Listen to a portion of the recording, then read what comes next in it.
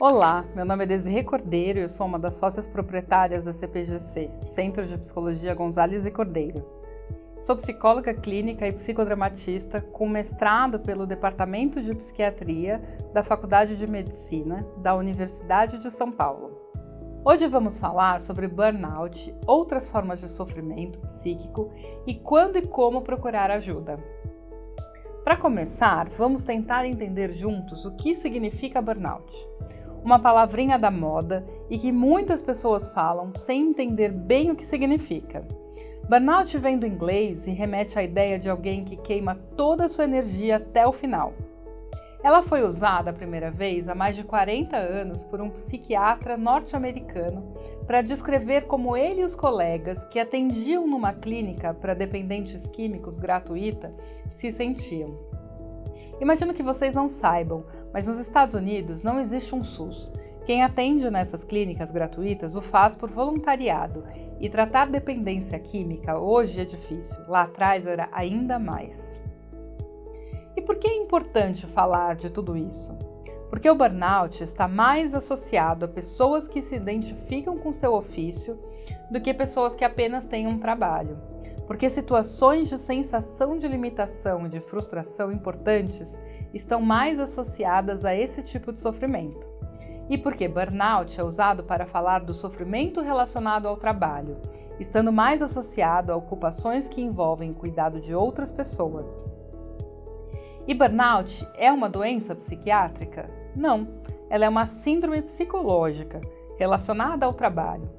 O diagnóstico deveria ser dado pelas equipes de engenharia e medicina do trabalho, os CESMITs, mas muitas vezes quem está sofrendo vai procurar um profissional de saúde mental, um psicólogo ou um psiquiatra, que pode suspeitar do burnout e deve prestar atenção, pois pode ainda haver outras formas de adoecimento associado, como depressão, transtornos ansiosos ou problemas com álcool e outras drogas.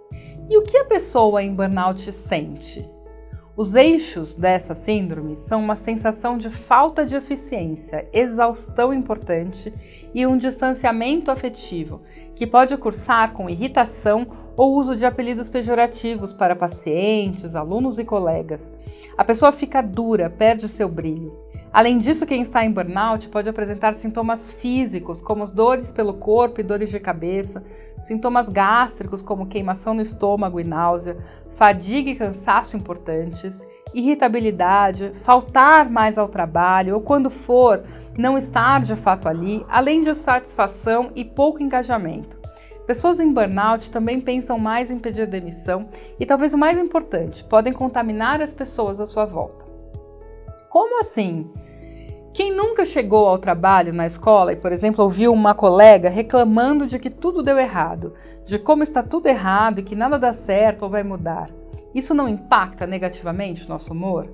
Não é muito diferente de chegar em um lugar e as pessoas falarem de como o dia está bonito, como estão animadas, com a perspectiva de uma visita de alguém que amam, ou outra coisa de legal que está acontecendo na vida delas? Isso não significa que não devemos reclamar, mas que se alguém passa a reclamar, se muda sua relação com as coisas no mundo, isso pode, aí eu repito, pode ser algo que esteja acontecendo. Que tipo de coisas podem estar acontecendo? Pode estar em burnout, ter depressão, ansiedade ou outras doenças psiquiátricas. E aí você me fala, quem não fica ansioso, quem não fica triste? Mas depressão e ansiedade como doença não é só tristeza ou preocupação. São doenças que vão envolver sintomas diversos psíquicos, como dificuldade de se concentrar, pessimismo, se duvidar, falta de energia, cansar mais fácil, e físicos, como alteração do sono e do apetite, ambos para mais ou para menos, dores pelo corpo, dores de cabeça, sem contar em dificuldade de pensar no futuro, vendo mais de formas negativas, preocupações, às vezes pensando em morte, seja que poderia morrer para passar o sofrimento ou para fazer alguma coisa para abreviar o sofrimento. Esses e outros sintomas podem estar presentes, mas nem todo mundo vai ter todos eles.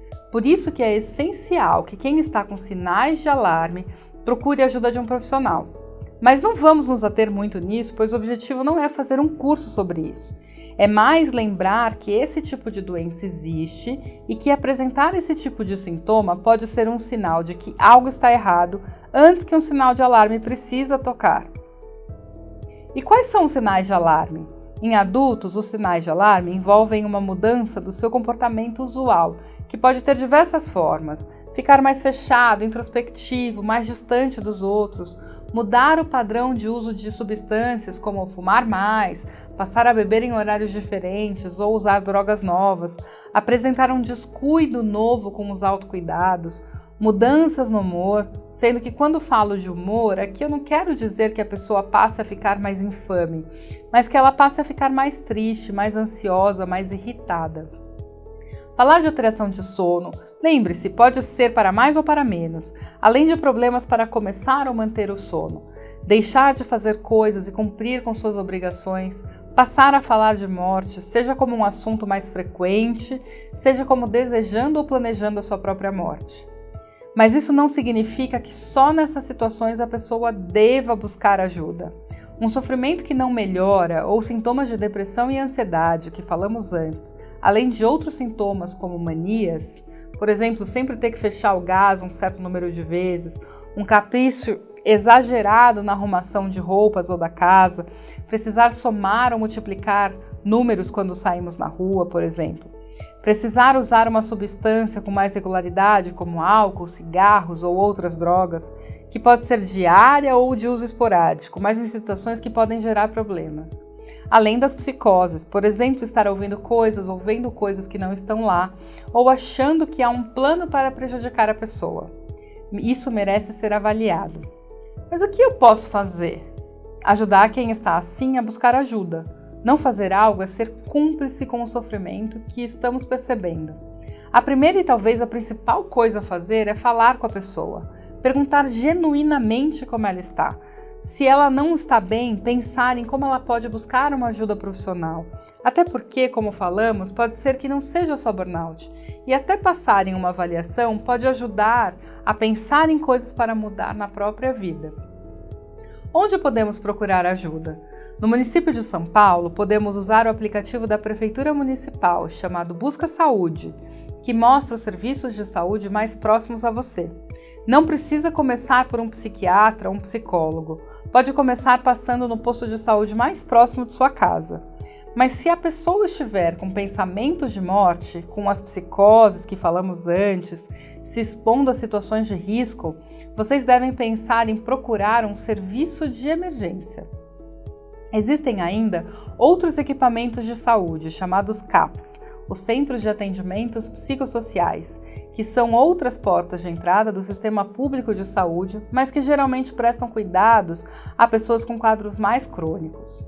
Há ainda, para quem tem possibilidades, as redes de atenção ligadas a convênios e seguros de saúde e profissionais liberais, que atendem na rede particular.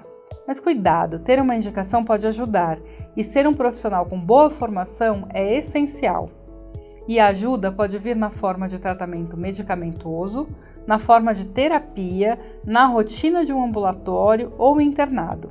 E é importante termos uma atitude de não ter preconceito.